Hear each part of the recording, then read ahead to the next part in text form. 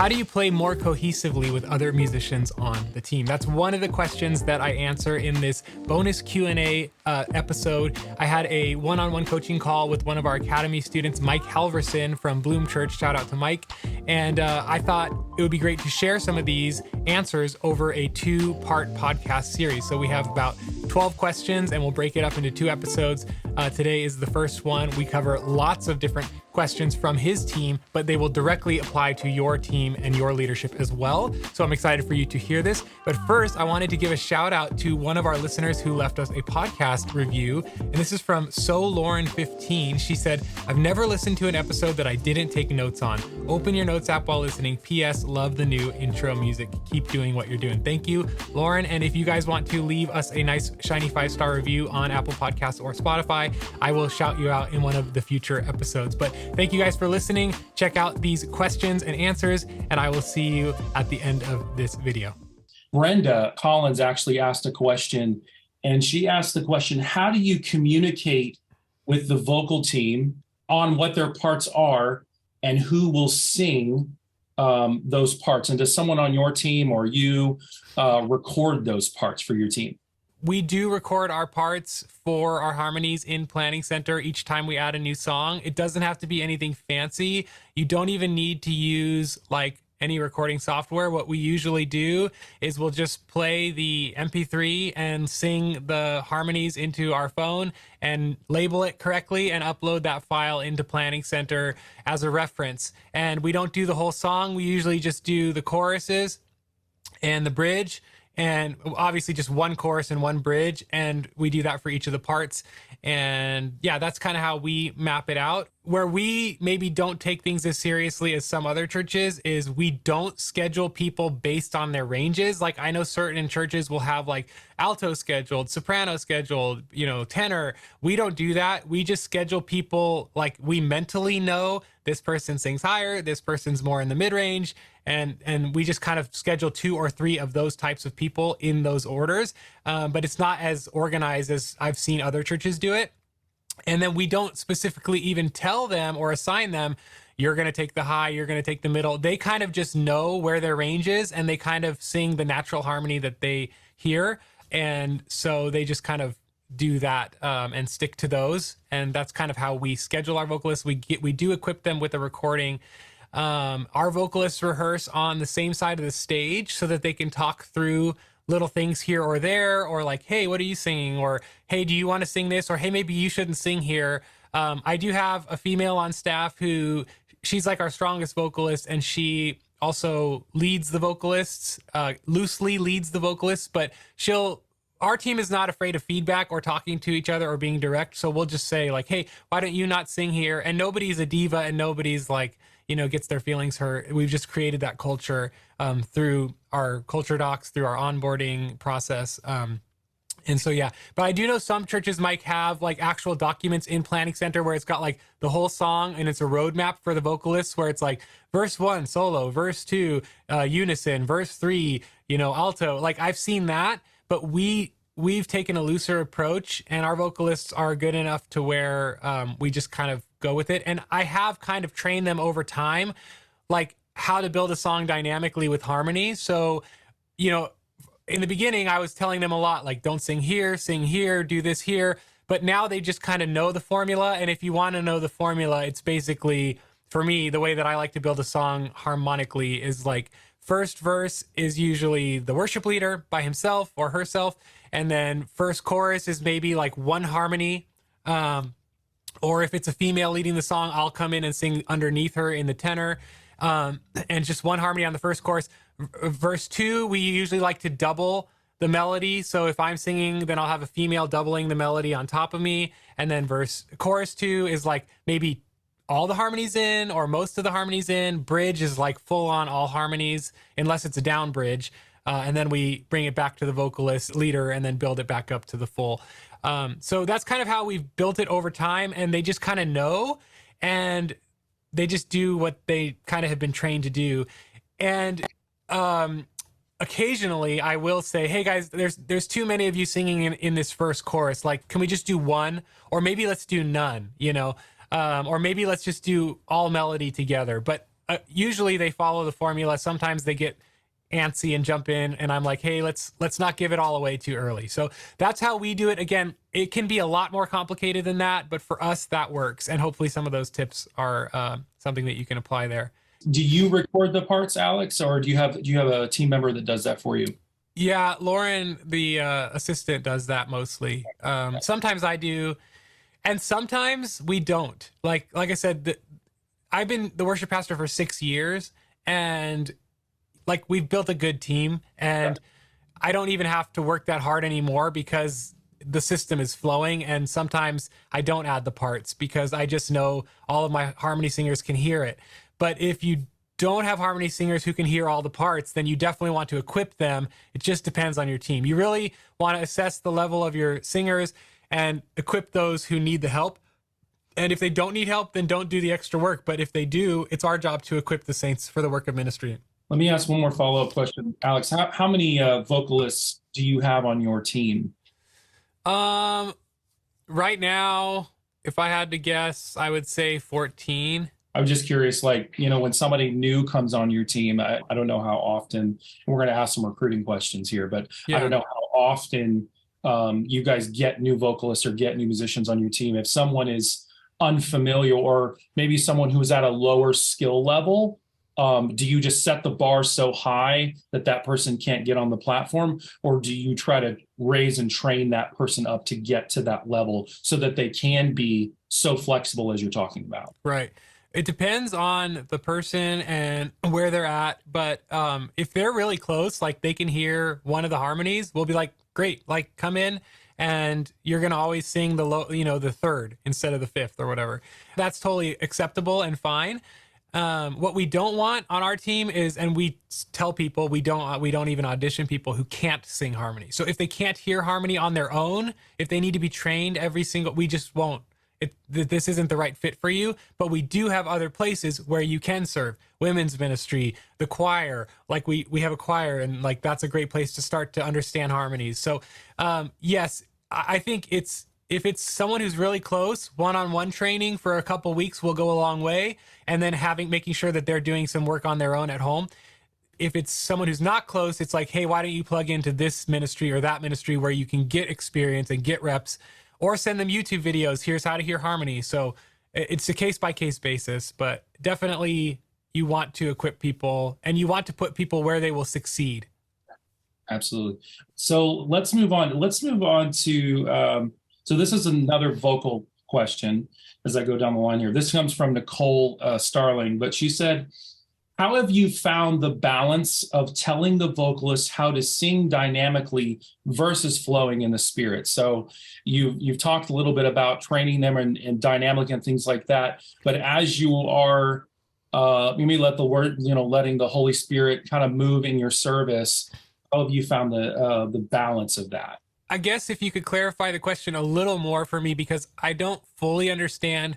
Like, does that mean that the singer can just kind of go off and sing whatever part they want, or they can, what do they mean by that? We may be in a section of a song and we're using tracks, and we may just loop that chorus, right? Mm-hmm. How do you dynamically in the worship moment let your vocalists build into that, maybe into the larger chorus that's behind it? That's an interesting question, and I may not be the best to answer because I am pretty scripted in my worship leading. Like, I like to just in my set building really think through, how is this going to feel? How is this going to go? So very early on in the process, even before I'm dealing with the band, I've kind of like mapped out the whole flow of the worship set and the pause moments and this and that. So for us, and we don't do a lot of spontaneous worship or anything like that. For us, the most we might do is, if we're not using tracks for a song, we might double a chorus that we didn't plan to, or double a bridge that we didn't plan to. If we're using tracks, we're kind of stuck to the roadmap. We don't jump around. And so if we do anything, it'll be at the end of the song where we'll kind of maybe sing a few lines and then say, let's sing that chorus again. So yeah. I may not be the most equipped to answer the question that the person is asking. I personally am very direct in how I lead my band, and kind of mapping out what I want everybody to sing or or play. Again, early on in the process, I was much more like telling everybody directly what to do. But as time has gone on, they know kind of what I want. And then I give them more freedom. So if a vocalist wants to, and I'll do this, if I'm singing background vocals on a song, I might like sing a word and like let it, instead of following the melody and the words of the worship leader of that song, if I'm singing harmony on that song, I might sing one word and then like carry out that word over the other phrases that the worship leader's singing, or I might go up and do something on top of that while she's singing that. And it's cool. And I'm comfortable with my team expressing that creativity and those melodies that come out of them naturally, as long as it fits into a non-distracting and helpful and beneficial moment of the song. It's all about that tastefulness and really being tasteful. So I'll let people do what they want as long as it's tasteful and not distracting and is actually enhancing the worship. So I don't know if that's kind of helpful. I know it's not exactly what the person is asking, but that's the best response that I have at this point. Well, I think it's perfectly fine that different churches have different methods of doing things. You know what I mean? And so, at Bloom, we figured out a way to use tracks, but still also be able to do spontaneous and things like that. So I think that's the question she asked. But I think you did a great job of answering that. So yeah, I'm very rigid, and you'll see that as these questions go on. Like I'm not a very spontaneous person. I'm like, let's map it out. And I mean, there are moments, like I said, where I'm like, man, we really need to sing that chorus again. And if we aren't using tracks, we will. Or down chorus after the song is over, or let's just sing that phrase a few times or whatever. So, yeah. Okay, so this is a band question. Brody, an amazing 14-year-old, asked, how would you recommend being more flexible and in sync with other musicians? Yeah. And Brody, I love 14-year-olds who are amazing and want to keep growing. So I'm excited to see where you're going to be when you're 24, bro. So my biggest thing with musicians and training musicians is listen more than you play. Like I had to train my team this when I came to my church 6 years ago. It was like busy, busy, busy. Everybody was just overplaying everything all the time. And the best musicians listen more than they play, and they're actually okay with not playing. And guess what? Not playing something is a part. Because when you do enter with a part, it means even more than if you're noodling the whole time. So I would say really, really actively listening to what everyone else is doing and simplifying if necessary is the key to being a great musician. So as an example, sometimes I play bass on our team when we have other worship leaders. And last week I was on bass. We had a very technical drummer. He does a lot of really cool fills, like as he's doing his beats. It's not distractingly busy. It's just kind of like energetic. And then we had 2 electric guitars plus all the other instruments, right? So I simplified my bass playing so simple that it was like 8th grade status, right? Like just like root notes. And like even on this is Amazing Grace on the like on the intro, I was literally doing quarter notes, whereas on the record it's like 16ths, because everybody else is covering the subdivisions and there's just so much going on and it's not all quantized to the grid like on an album. I was just like, I'm gonna match the kick and just simplify. So simple. I probably did 0 fills for that whole service on my bass, just because, like I said, there was so much sonic energy happening that I needed to pull back and be okay with being less and not showing off my chops or whatever, and letting the song have space that all the parts interlock together. So musical maturity is knowing when to play and when to not play, right? It's knowing when you need to add something and when it's going to be a distraction or simply unnecessary. A lot of times people play things because they can, but it's not necessary. And musical maturity is like, is this really helping? Or is it just because I feel like it needs to be there? Now, if there's some dead space and it needs to be filled, by all means, fill it. But if everybody else is covering stuff, or sometimes a negative space is actually helpful for the song.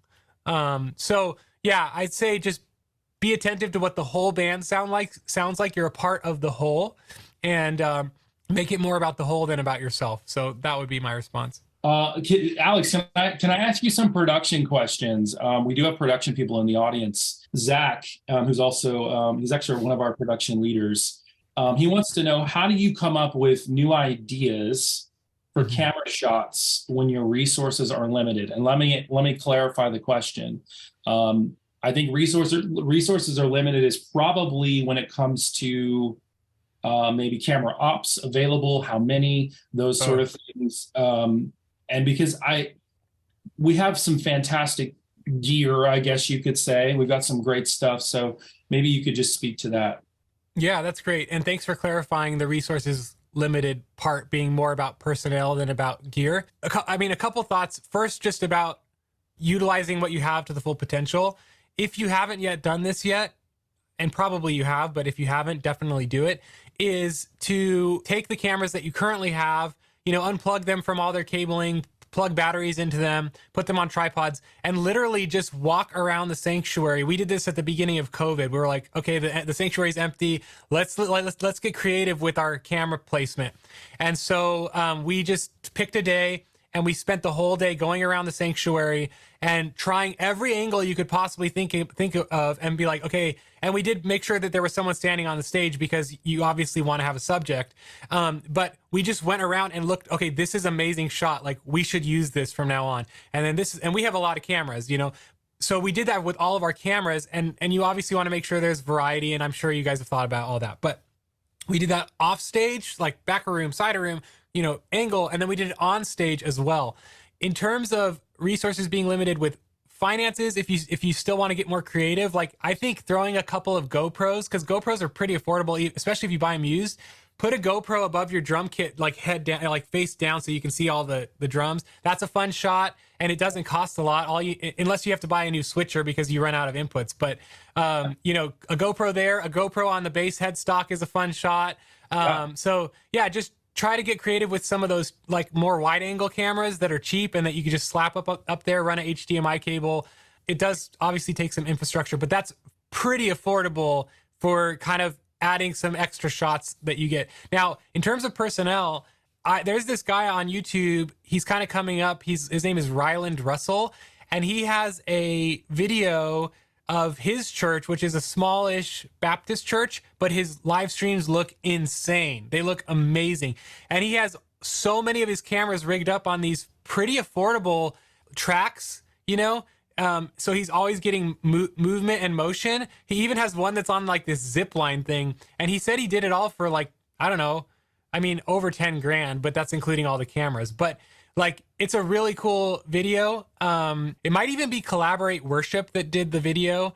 It's a really cool video, and it'll give you a lot of ideas how to get movement, even if you don't have a lot of camera operators. So that would be one of the cameras. Even does like a zoom. He has like a mechanism that like zooms the camera in and out slowly, and then they just cut to it when they want pushing in and pulling out. So it's pretty rad. It's amazing what you can do with robots nowadays. Wow, I need to see that. Is it RY or RYLAND? I think it's RYLAND. Yeah. And I think Collaborate Worship made the video. One more production question here. So Bet, who is our production lead, she asks, when in a role that is isolated, so someone who's running switcher, running ProPresenter, front of house, or actively leading worship, how do you still lead your team? I think she's thinking on a Sunday where she's not really able to get out of the production room that much. I don't know about you, but sometimes our services go a little bit longer. We've got 3 of them, and we'll more than likely have only 10 minutes in between services, and it's a scramble sometimes to productions, they got to run to the restroom and grab a snack or whatever. So I think that's the question that she's asking. Yeah. And I was thinking about the question too for a while. And I think also I understand it in the sense that when you're actively behind a computer, like directing or whatever, or you're on stage leading guitar, how do you lead the team when you're doing the thing, right? And so that's kind of the approach that I'm taking on how I answer it. And really, you're right. When you're doing the thing, if you're playing the guitar or if you're like directing or switching or whatever, it's impossible to lead a whole team while you're doing that. And therefore, I think there are a couple options. One is you either designate someone to be your lead, while you lead. So what at our church, what we do is when I run rehearsal, I'm calling all the things. Hey, sub drop here on 4, like shaker come in, bass come in, whatever, like uplifter, blah, blah, blah, like giving direction to all the band. And while I'm saying all that, the music director is listening to what I'm saying because he is going to basically parrot me during the service so that he can give direction. And you can do the same in a production role. I actually saw a video the other day where the director was actually standing in the production booth calling everything, but he wasn't pressing the buttons. He had, someone else doing what he was calling. And so that's kind of the same idea of where you designate, like the MD can be your lead while you're leading. And that wasn't my initial response. I actually wrote something else, which I'll share in just a second. But I do think that that's something worth considering and even at our church, sometimes when you have so much going on with like the room, IMAG, and, pro presenter stuff, plus the live stream maybe being different, like it can be a lot to manage. We don't do it differently anymore, but during COVID, anyway, whatever. So we actually designated like a producer person who is like next to the director that helps keep all the balls in check and be like, yeah, the solo's coming up, or like reminder this, reminder that, right? So that's one way to do it, is to delegate authority to somebody. The other thing that I had written down is most of the leadership is going to come from you before and after, not in the moment. And it's about being radically clear with your team in rehearsal and then even right before service. So if I talk about something in rehearsal, hey guys, we're going to start like this, and then we're going to do, I'm going to talk here, we're going to pray here, there's this thing happening here. I will, right before service, I will say all of that again, because you have to just be radically clear and take away all confusion. I always say the leader's job is to eliminate confusion and provide clarity. And so like being radically clear with what you want and reminding them right before it happens, and then they do it, and then you follow up with feedback right after service. Encouragement, this was great. Hey, next time let's try this. Okay. So if you do the before and the after, then the in the middle stuff should run itself, so to speak. Fantastic. I think that answers the question. I hope, Zach, I bet, I hope you guys got a lot from that. I know I did. So Alex, let's move on to a recruiting question, if you don't mind. Ryan asks, can you discuss the recruiting efforts that you use and how to get the whole team on board to be a part of the recruiting culture? Mm-hmm. Yeah, I think recruiting is probably the hardest thing for worship leaders, especially post-COVID. Although now that people are kind of like getting back into the swing of things, they want to be involved, and you likely have new people in your church who are willing to be involved. And so now is a great time to start that push. I think it's important that we take like a multi-pronged approach to this, because what I'm finding, even in just running worship ministry training, is like I can say it on social media, and I could say it in an email, and I could say it in the academy, and I could say it on YouTube. And like, if I do all of those things, still only 50% of the people hear it.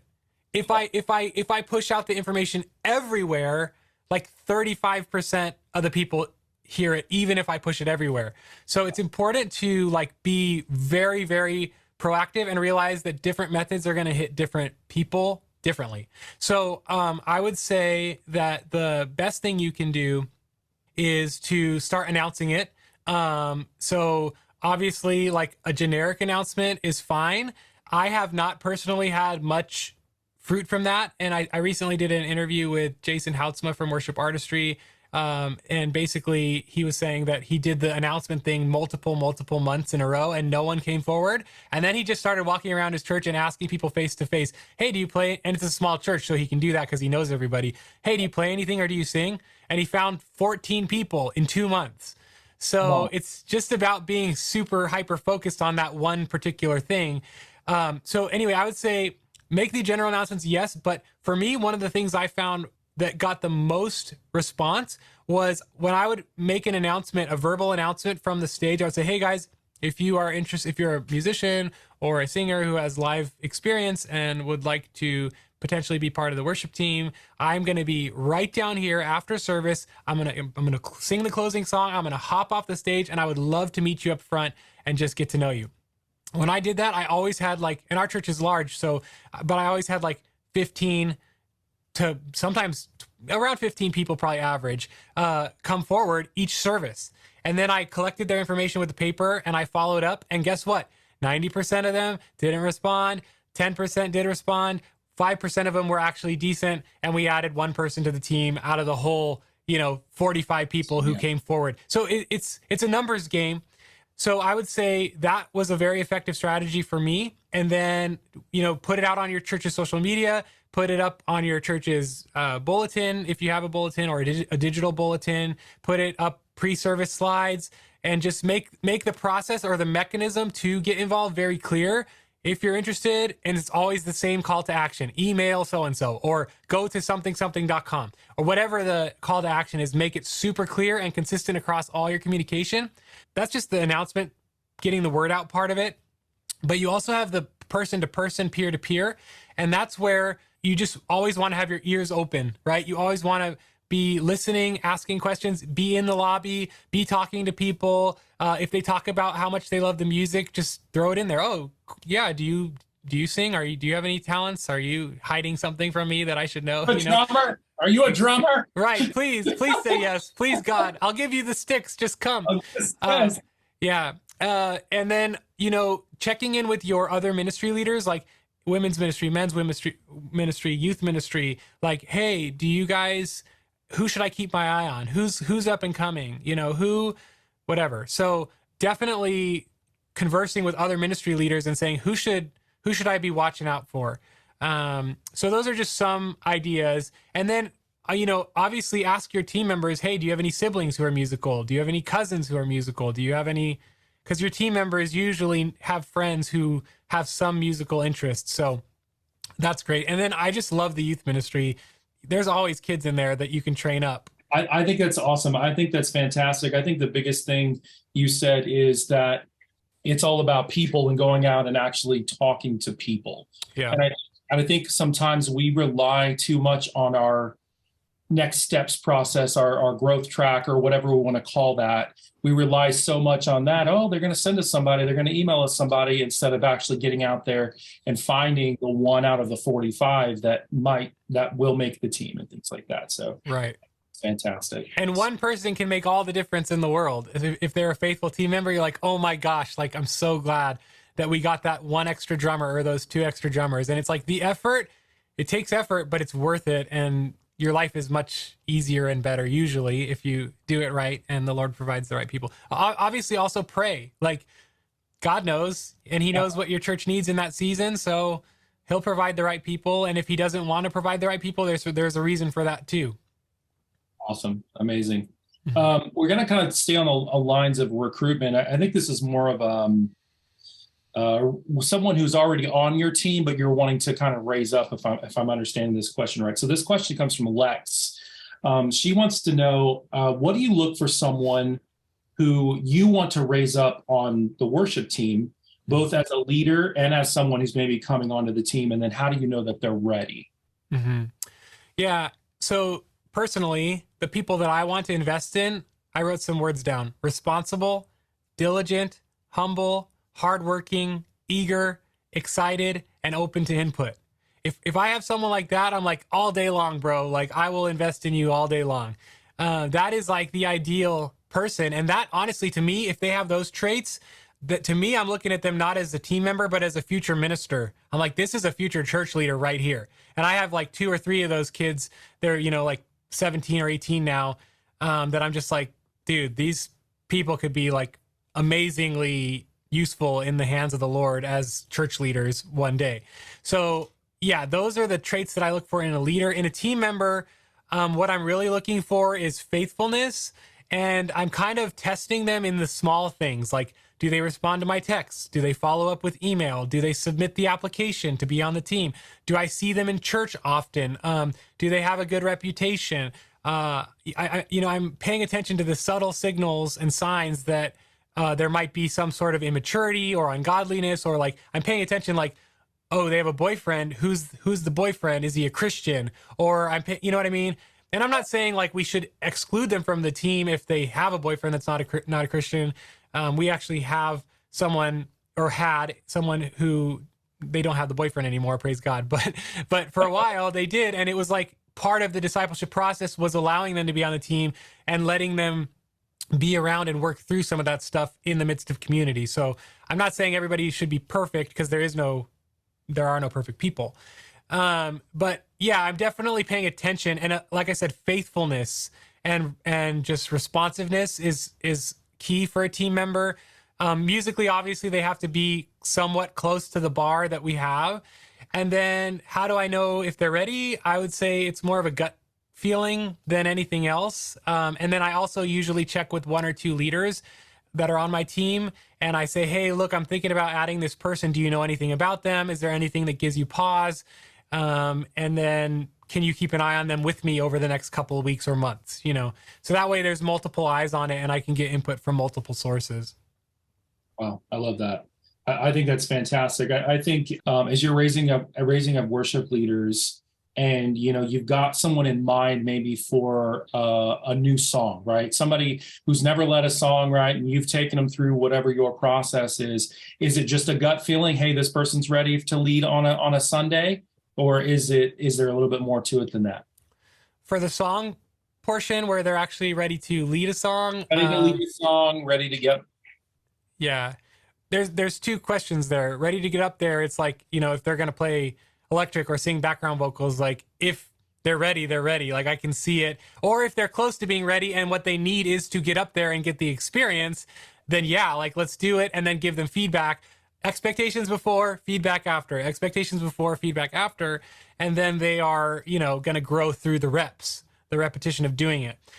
In terms of leading a song, I know that was one of the questions, and I think that's a different level and skill set. One, like you don't want someone leading a song if like they are blatantly not doing well with God, because, leadership positions are, people look up to you and then they find out, oh, you're doing that on the weekends. Like that's, so that spiritual maturity, but then also vocal maturity, to where what I'm looking for with a vocalist is that their tone is clear and cuts through. Because I have a couple of singers who they can sing fine on harmony, but their tone is so soft and round that they don't have the cut to cut through and be clear and directive with their vocal tone. And I think you can learn some of that, but we've had that person lead a few times and it's just never really there, So the vocal tone, but also like the directness of their ability to hit the pitch. Some people slide or swoop, or they're on for 85% of the notes, but they're flat for the 15% or 10%. That's not quite for us. That's not quite the level that they should be at. So one way to test it is in rehearsal, say, hey, for service, Sally's going to sing the song, but for rehearsal, will you just try getting some practice singing it? That's a great way to do it. Another great safe way to do it is to be like, hey, in this service, like you're going to lead verse 1, right? Just that's it. Or verse 2 is even better, because verse 1 needs to be strong. And then verse 2 can have a little dip because the band is in there supporting it. And then verse 3, it's got to be strong to take the church home, So those are some thoughts about vocalists being ready. All right, I hope these answers really helped you, and I have another episode coming out shortly with the other half of the Q&A session, so stay tuned for that. Again, leave us a nice, shiny 5-star review on Apple Podcasts if you don't mind. Like, subscribe to this video if you're watching on YouTube, and if you would like to join the Academy, you can try it for 15 days for just $1 by going to worshipministrytraining.com. We will give you all the resources and all the training that you need to build a thriving worship ministry. And again, that's just $1 for the first 15-day trial. Check everything out, full access, no risk whatsoever. Go to worshipministrytraining.com. See you guys in the next episode.